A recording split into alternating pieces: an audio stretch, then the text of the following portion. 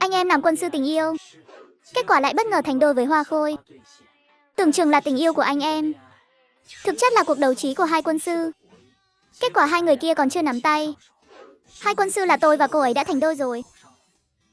Ngay sáng hôm nay, bạn cùng phòng Chu Lãng dưới sự giúp đỡ của tôi đã thành công kết bạn xa lâu với nữ thần của cậu ấy. Định gửi lời khen ngợi cho nữ thần sao? Nhưng tôi đã đưa tay ngăn lại. Đợi đã, kẻ đi sau luôn là trò hề. Anh, vậy tôi nên nói gì? Tôi cầm điện thoại lên nhập một dãy. Đối phương đăng nhập tin nhắn.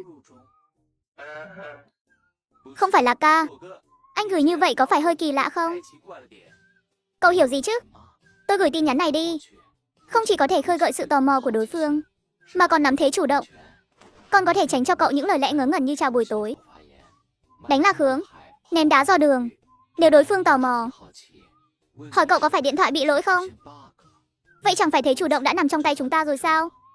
Ô, sau này cậu chính là quân sư tình yêu của phòng 301 chúng ta. Tin nhắn vừa gửi đi. Cùng lúc đó, trong phòng 507 ký túc xá nữ, một nữ sinh cầm điện thoại ngồi trên ghế, bị ba bạn cùng phòng vây quanh. Duyệt, đối phương gửi tin nhắn đến rồi. Mau xem gửi gì đi. Giang Nguyệt Duyệt mở tin nhắn. Nhìn dòng chữ gửi đến, đối phương đăng nhập tin nhắn. Ngạc nhiên nhìn ba cô bạn thân. Đây là ý gì vậy?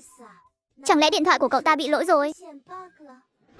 Ngay sáng hôm nay, có một chàng trai trông cũng được, nhìn khá chững chạc mượn thẻ ăn của cô ấy. Lấy lý do trả tiền để xin số xa lâu của cô ấy. Ấn tượng của cô ấy về đối phương cũng khá tốt, vì vậy cũng không từ chối. Nhưng cô ấy không có nhiều kinh nghiệm yêu đương, vì vậy đã nhờ đến ba cô bạn thân. Chú Tiết trầm ngâm một lát rồi nói, có lẽ đối phương quá kích động, nên vô tình làm không đúng. Đối phương cố ý gửi như vậy đấy. Mê mơ, cậu xem đã qua 2 phút rưỡi rồi, đối phương vẫn chưa giải thích gì. Vậy là cố ý gửi như vậy rồi. Cậu nói đúng. Nếu thật sự là nhầm lẫn thì chắc chắn đã giải thích rồi. Nhưng Thư Giao, cậu ấy gửi như vậy để làm gì?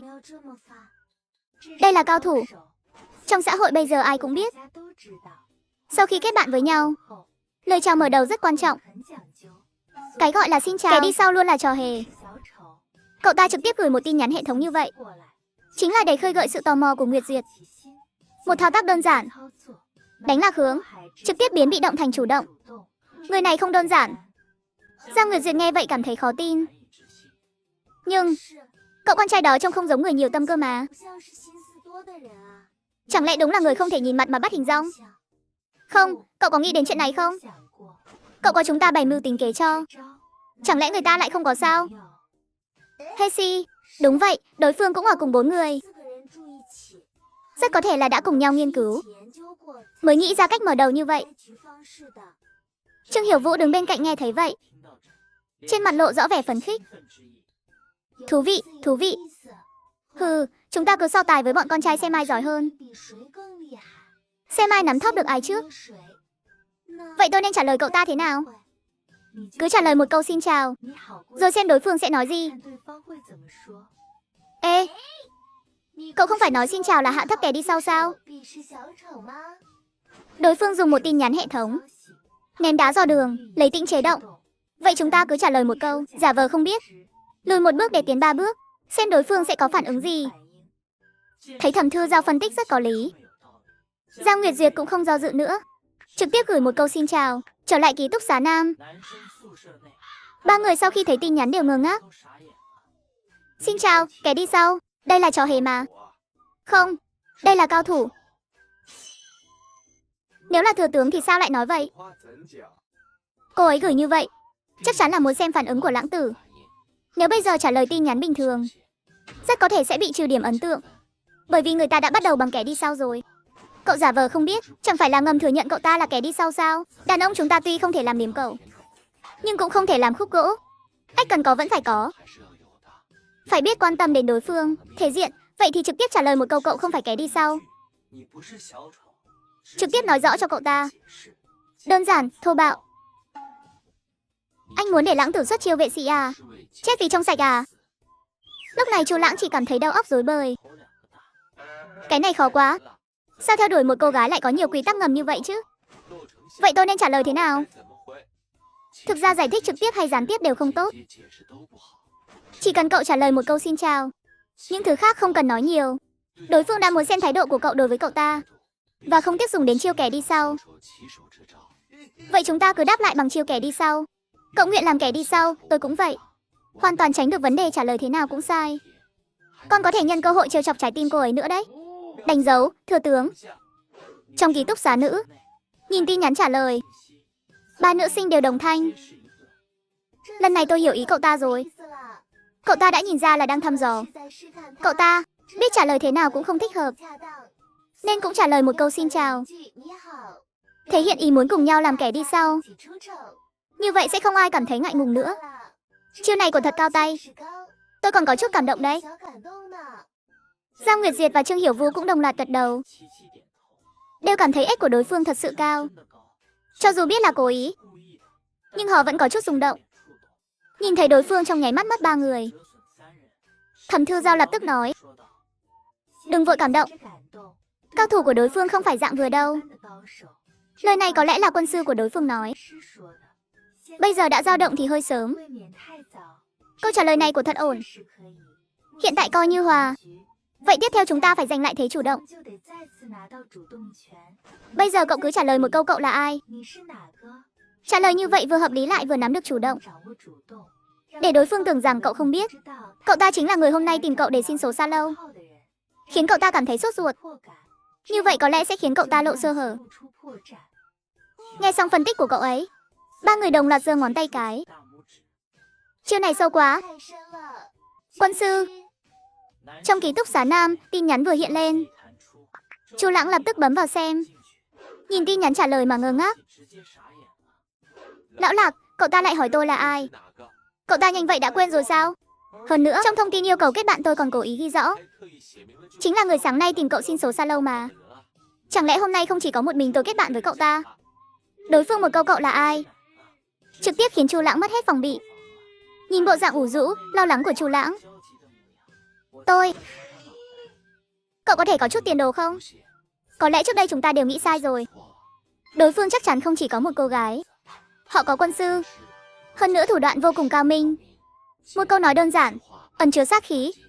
Hôm nay nếu không có tôi ở đây. Đồ ngốc, cậu đã bị người ta nắm thóp rồi. Tôi đâu có tệ như cậu nói.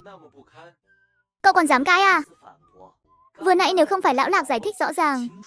Cái tên nhóc này, bây giờ có lẽ đang trốn trong chăn khóc thút thít rồi. Cậu xem người ta Lão Lạc kìa. Mấy ngày trước thất tình mà đến dám cũng không dám đánh một cái. Cứ ăn uống bình thường.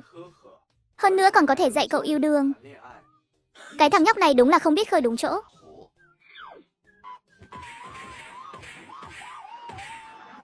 Sự khác biệt giữa con trai và con gái là như vậy đấy.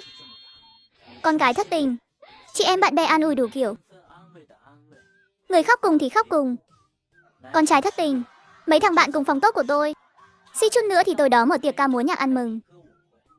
Mấy cậu đừng nhắc nữa. Mau nghĩ xem nên trả lời thế nào đi. Chiêu này của đối phương rõ ràng là muốn giành lại thế chủ động. Tôi cầm điện thoại lên, gửi đi một dãy chữ. 3 người vừa nhìn, mặt đầy nghi hoặc. Lão La, cậu nói xem câu này có tác dụng gì vậy? Cậu như mặt trời, sao lâu mới kết bạn hơn 1 tiếng. Cậu ta đã đồng ý kết bạn rồi thì không thể không có ấn tượng. Trong tình huống này, nếu cậu tự làm rối loạn, lo được lo mất, vậy sau này chỉ có nước bị người ta dắt mũi. Có khi còn bị người ta chia thành dê tế thần. Vậy nên lúc này chúng ta không thể nhượng bộ. Trực tiếp ăn miếng trả miếng. Vẫn không hiểu câu này. Nửa câu đầu dùng giọng điệu nghi vấn.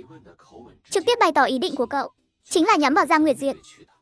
Đây chính là sở thích. Nửa câu sau nói hình như gửi nhầm.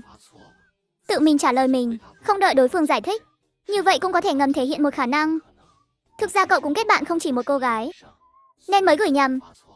Nói cách khác, ao nhà chúng ta cũng có cá. Cậu thật sự muốn giả vờ không bị ảnh hưởng bởi tôi. Vậy thì cũng không phải là không thể thiếu cậu. Vân Ngôn, Lý Hạo và Trường Vũ khâm phục đến mức suýt chút nữa quỳ xuống trước mặt tôi. Chu Lãng tuy cũng khâm phục không thôi, nhưng vẫn có chút do dự. Nhưng như vậy, có phải sẽ khiến cậu ta nghĩ tôi là một người rất biết chơi không? Nói cậu ngốc cậu lại, có biết tại sao tôi vừa bắt đầu đã nói câu đó không? Ngay từ đầu đã hỏi đối phương có phải Giang Nguyệt Duyệt không? Chính là để bày tỏ cậu chỉ nhắm vào một mình cậu ta. Đối phương cho dù nghĩ cậu kết bạn không chỉ một cô gái, nhưng cậu vừa lên đã thẳng thắn bày tỏ người cậu muốn tìm là Giang Nguyệt Duyệt. Vậy thì thiện cảm của cậu ta dành cho cậu chắc chắn nhiều hơn ác cảm. Ô, Lão Lạc, có cậu thật là hạnh phúc của tôi. Thôi đi, đừng làm tôi ghê tởm. Lão Lạc, nếu cậu hiểu rõ cách nắm bắt con gái như vậy, sao lại bị chia tay chứ? Ái chà, sai rồi anh. Lạc ca, em sai rồi. Ký túc xá nữ. Giang Nguyệt Duyệt nhìn tin nhắn đối phương gửi đến thì sắc mặt lập tức thay đổi. Chẳng lẽ cậu ta vẫn còn đang nhắn tin với cô gái khác? Hừ, chẳng phải là cha nam sao? Cũng không giống mà. Người ta câu đầu tiên đã hỏi có phải là Nguyệt Duyệt, nếu thật sự là cha nam, chắc chắn sẽ không gửi như vậy. Sao cảm giác cậu ta không chỉ không tệ, mà còn có chút trung tình nữa chứ? Nhìn thấy đối phương tung ra chiêu ăn miếng trả miếng, trực tiếp loại bỏ 3 đồng đội của cậu ta, Thẩm Thư Giao thở dài một hơi. Bây giờ có thể xác định, quân sư của đối phương thực lực rất mạnh. Thú vị, bất kể là ai, đến buổi hẹn hò mọi người có thể đối mặt so tài cao thấp. Nguyệt Duyệt, đối phương có cao nhân chỉ điểm. Cậu đừng có mù quáng cảm động. Nghe cậu ấy nói vậy, 3 người lúc này mới phản ứng lại. Chiêu này của đối phương rõ ràng rất cao minh. Cũng may có Thư Giao nhắc nhở. Vừa nãy tôi còn thật sự thấy cậu con trai này không tệ. Vẫn là Thư Giao lợi hại. Tôi quyết định rồi. Sau này, Thư Giao chính là quân sư của phòng 507 ký túc xá nữ chúng ta. Thời buổi này con gái chúng ta nếu không có chút thủ đoạn, một mối tình trải qua, có khi bị ăn sạch sành xanh, còn phải đếm tiền cho người ta. Vậy Thư Giao, lần này tôi nên trả lời thế nào? Thẩm Thư Giao cầm điện thoại lên, gửi đi một dãy chữ. Tôi là Giang Nguyệt Duyệt. Sao cậu lại quen tôi? Vậy tôi xem danh thiếp của cậu, phát hiện tôi không quen cậu. Ồ, tôi vừa mới chợt nhớ ra. Hình như cậu là người hôm qua tìm tôi để xin số xa lâu đúng không? Sau khi gửi đi dãy chữ này, Thẩm Thư Giao rất hài lòng với chiêu phản công này của mình. Nhưng 3 người còn lại thì ngơ ngác. Giao lão sư, cậu mau giải thích cho chúng tớ tại sao lại gửi như vậy đi. Câu đầu tiên chính là trực tiếp thừa nhận thân phận của chúng ta. Còn nửa câu sau thì thể hiện mối quan hệ giữa hai người. Nguyệt Duyệt là người được theo đuổi, cậu ta là người theo đuổi. Đây không phải chúng ta nói bừa, mà là sự thật. Sau khi thể hiện lập trường này, thế chủ động tự nhiên sẽ quay về phía chúng ta. Nhưng đồng thời cũng không thể quá không nể mặt đối phương. Vì vậy tôi mới bảo Nguyệt Duyệt tiếp tục gửi câu thứ 3. Hơn nữa còn cố ý nói sai thời gian, làm rối loạn sự bình tĩnh của đối phương, khiến đối phương hoàn toàn rơi vào thế bị động. Tuy nhiên, mọi chuyện của thật như cậu ấy dự đoán. Chưa đến 1 giây, tin nhắn đã trả lời lại. Nhưng tin nhắn thứ 2 đã soạn 2 phút rưỡi, vẫn chưa gửi đi. Thấy chưa, người thật của đối phương đã sốt ruột rồi. Nếu không ai ngăn cản, tin nhắn thứ 2 chắc chắn sẽ giải thích. Cậu ta là người hôm nay kết bạn với Nguyệt Duyệt. Những lời tương tự như vậy. Bên ký túc xá nam, tôi suýt chút nữa bị thằng nhóc chú Lãng này làm tức chết. Lãng tử, sao cậu lại vô dụng như vậy hả? Đối phương rõ ràng là cố ý mà. Chính là để cậu 3 chân 4 cẳng đi giải thích đấy. Tốc độ tay nhanh thật. Tôi còn chưa kịp để ý, cậu trực tiếp gửi trước 2 chữ ha ha rồi. Ha ha ha. Xin lỗi, vừa nãy nhất thời quá kích động. Như vậy, tình thế vốn ngang tài ngang sức, trong nháy mắt đã rơi vào thế hạ phong. Nhìn vẻ mặt khó xử của anh em, tôi cũng không nói gì nhiều. Sự đã rồi, vậy thì chỉ có thể từ từ tìm lại thế trận xem tình hình thế nào thôi. Rất nhanh, Chu Lang dưới sự chỉ huy của tôi đã gửi đi 2 tin nhắn. Tôi đã nói rồi mà, sao tôi có thể gửi nhầm người được? Sáng nay tìm cậu xin số xa lâu. Cái kẹp tóc màu xanh lam trên đầu cậu rất đẹp. Gửi xong tin nhắn, Chu Lãng nghi hoặc nhìn tôi. Lão La, cái kẹp tóc của cậu ấy không lâu trước tôi đã nhắc với các cậu rồi mà. Tôi nói là màu đỏ. Cậu mới có một lúc mà đã quên rồi à? Đồ ngốc, Lão La người ta dạy bao lâu như vậy, cậu một chút cũng không học được gì à? Cậu ta nhớ sai thời gian. Chúng ta cứ nhớ sai cái cậu ta đeo, cho đối phương cảm giác cậu rõ ràng rất quan tâm đến cậu ta, nhưng lại không quan tâm kỹ cho lắm, khiến cậu ta mê mơ. Đứa trẻ này dạy được. Cứ như vậy, dưới sự bày mưu tính kế không ngừng của hai quân sư, cuộc trò chuyện này giống như giao chiến trên chiến trường. Mỗi chữ đều ẩn chứa cơ, kéo dài suốt 2 tiếng rưỡi mới tạm thời kết thúc. Nguyệt Duyệt, bây giờ tôi có thể xác định cậu con trai kia là người thật thà. Nhưng người giỏi bên cạnh cậu ta rất lợi hại. Khi tôi không có ở đây, cậu tuyệt đối đừng tùy tiện trò chuyện với cậu ta. Cẩn thận bị người ta nắm thóp đấy. Thư Giao, bình thường tôi nhất định sẽ ít trò chuyện. Khi nào không chắc chắn nhất định sẽ hỏi cậu. Mê mơ, vậy thì tốt.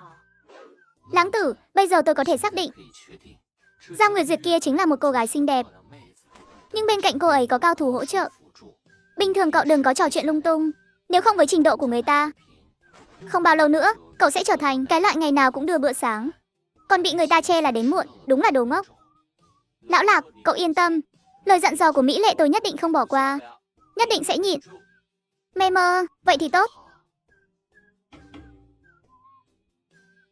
Thư Giao, cậu mau xem. Đây là tin nhắn vừa nãy cậu ta gửi cho. Tôi thấy có gì đó không đúng. Theo tình hình trước đó, đối phương gửi như vậy chắc chắn có mục đích. Chúng ta cứ án binh bất động, trả lời bình thường, xem cậu ta nói gì. Lão Lạc, cậu ta trả lời rồi. Bây giờ nên nói gì? Cậu cứ trả lời là tôi lỡ mua thừa một phần bữa sáng. Cậu có muốn ra ngoài ăn cùng không? Trò chuyện trên điện thoại không bằng gặp mặt trực tiếp. Bây giờ hẹn hò nam nữ, thường thì con trai hay thiệt thòi. Thành hay không thành cũng phải tốn kẻ mời xong. Như vậy vừa có thể trực tiếp bày tỏ thiện ý, vừa có thể dùng bữa sáng mời mấy tệ, nhanh chóng mời đối phương gặp mặt. Tương đương với việc dùng chi phí nhỏ nhất để hẹn hò một lần. Cậu quá đỉnh rồi. Đừng vui mừng quá sớm, đối phương rất có thể sẽ không đồng ý ngay.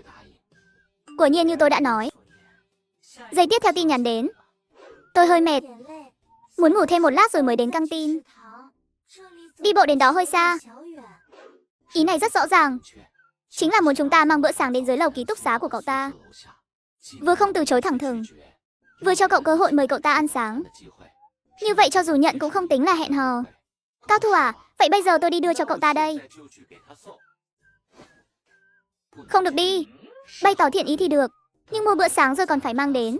Vậy thì thành kẻ bám váy rồi. Thật sự muốn nắm giữ trái tim một cô gái, tuyệt đối không được bám váy. Chúng ta cứ... Vậy thì cậu cứ nghỉ ngơi đi nhé.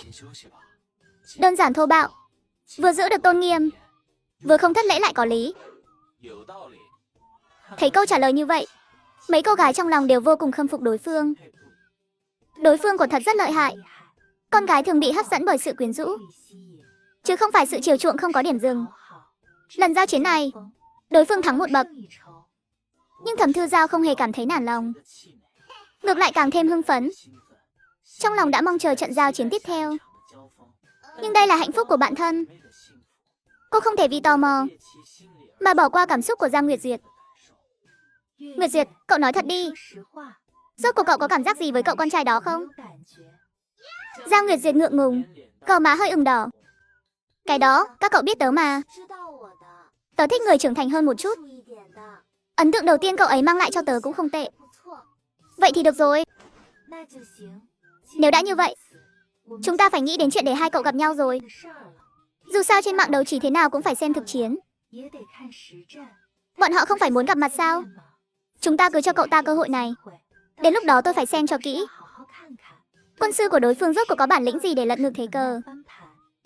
Cứ như vậy vài ngày trôi qua, hai người cũng dần dần quen thuộc hơn. Thoát khỏi sự chỉ đạo của quân sư, nội dung trò chuyện cũng dần trở nên thoải mái hơn. Lãng tử, bây giờ cậu có thể mời đối phương gặp mặt rồi. Cứ nói ngày mai cuối tuần cùng nhau đi chơi. Nhưng Lão Lạc, chúng ta mới trò chuyện mấy ngày, như vậy có phải hơi nhanh quá không? Hơn nữa, nhỡ cậu ấy không đồng ý thì sao? Qua những lời nói trước đó, tôi đại khái có thể đoán ra quân sư bên kia từ lâu đã có ý định gặp mặt rồi. Bởi vì cậu ta nhìn ra, cái tên nhóc cậu chính là một kẻ ngốc. Gặp mặt rồi chắc chắn dễ đối phó. Vậy thì chúng ta cứ lấy độc trị độc. Nhân lúc đối phương có ý này, gặp mặt trước đã rồi tính. Tôi tin chỉ cần cậu mời cậu ấy ngày mai đi chơi, đối phương rất có thể sẽ đồng ý. Được, tôi nghe cậu. Thư Giao, cậu ấy mời tớ ngày mai đi chơi. Cuối cùng cũng đề nghị rồi à? Nguyệt Duyệt, đồng ý với cậu ta. Đến lúc đó tớ sẽ âm thầm đi cùng cậu. Chuyên gia tình yêu nổi tiếng toàn trường. Vốn tưởng rằng giúp anh em tốt cơ đồ nữ thần dễ như trở bàn tay. Nhưng không ngờ trong đội hình đối phương cũng có một quân sư cao tay. Cứ như vậy, một mối tình bình thường lại biến thành cuộc đấu trí giữa hai quân sư. Nhưng mất 2 ngày, nửa đêm vẫn chưa phân thắng bại. Sau đó chúng tôi đã đưa ra một quyết định táo bạo. Hẹn cậu ta ra ngoài, chúng ta quyết một phen thắng thua. Lãng tử, cậu phải nhớ kỹ đấy. Trước tiên mời đối phương ăn chút gì đó. Ăn xong, sau đó mời đối phương đến trung tâm quảng trường xem nhạc nước. Cuối cùng là cùng nhau đi xem phim. Quy trình này nhớ rõ chưa? Nhớ rõ rồi. Nhưng lão Lạc, lát nữa tôi gặp cậu ấy rồi. Nên chào hỏi thế nào đây? Tôi đột nhiên hơi căng thẳng rồi. Cậu đừng căng thẳng. Đeo cái tai nghe này vào. Đến lúc đó tôi sẽ chỉ huy cậu qua tai nghe. Cậu cứ làm theo lời tôi là được. Vậy thì tôi yên tâm rồi. Lão Trương, Háo Tử, hai cậu lát nữa cứ trà trộn vào đám đông. Lúc nào cũng chờ thông báo của tôi. Yên tâm, cứ giao cho bọn tôi. Sắp đến giờ rồi. Chúng ta xuất phát. Ok. Không lâu sau hai người thuận lợi gặp mặt. Chu Lãng nhìn nữ thần mà mình hằng mong nhớ. Nhất thời căng thẳng đến mức không biết nói gì. Bây giờ kéo ghế ra, mời đối phương ngồi xuống. Nhớ vị trí của mình. Tạm thời đừng ngồi quá gần người ta. Lần đầu gặp mặt, phải từ từ thôi. Ha ha, đến sớm thật. Đến đây ngồi xuống nghỉ ngơi một lát đi. Vâng, cảm ơn. Cậu cũng đến khá sớm đấy. Tôi chỉ huy. Sau khi Chu Lãng trò chuyện với đối phương một lúc, thì bắt đầu hành động tiếp theo. Lãng tử, bây giờ bắt đầu gọi món. Nhớ phải cùng cậu ấy xem thực đơn. Lúc này, ghế của cậu có thể kéo lại gần cậu ấy một chút. Hay là chúng ta ăn chút gì đó trước đi. Tôi nghĩ cậu chắc cũng đói rồi. Cậu xem thích ăn gì? Vừa nói Chu Lãng liền không một tiếng động. Kéo ghế lại gần Giang Nguyệt Duyệt hơn một chút. Thuận tiện cho hai người cùng xem. Mà Giang Nguyệt Duyệt hơi ửng đỏ. Lúc này ở hướng khác, Thẩm Thư Giao ngồi ở vị trí có thể nhìn rõ hai người. Giả vờ nghịch điện thoại. Thấy bạn thân mặt đỏ lên, liền vội vàng nói qua tai nghe. Nguyệt Duyệt, bình tĩnh. Quân sư của đối phương chắc chắn cũng đi theo rồi. Cậu con trai trước mặt cậu rõ ràng là kiểu người khá thật thà. Cậu ta còn chưa làm gì. Cậu không thể bị nắm thóp trước được. Nghe tớ, bây giờ dùng tay bên phía cậu ta, vuốt nhẹ tóc của mình một cái, cố gắng để đối phương ngửi thấy mùi hương tóc của cậu. Nói xong, Thẩm Thư Giao liền cẩn thận quan sát tình hình xung quanh, tìm kiếm người khả nghi. Đối phương rõ ràng đã có sự chuẩn bị, hơn nữa còn đến sớm hơn chúng ta. Nhà hàng này, tôi nhớ rõ trên bàn đều có 2 quyển thực đơn, nhưng bây giờ cứ cách 2-3 bàn mới có một quyển. Rõ ràng là đã bị người ta lấy đi trước rồi. Cái tên này tâm cơ thật là sâu.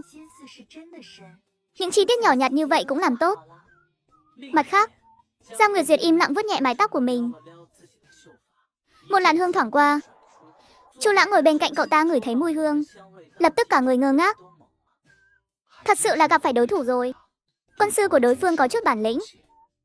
Ngay sau đó tôi nhìn quanh, tìm kiếm vị trí quân sư của đối phương. Nhìn một vòng, tôi liền lập tức khóa chặt một bóng dáng. Đối phương cũng đội mũ giống tôi, đang giả vờ nghịch điện thoại. Rõ ràng như vậy, vừa nhìn là biết có vấn đề. Anh... Không đúng, khi như tôi cũng vậy mà.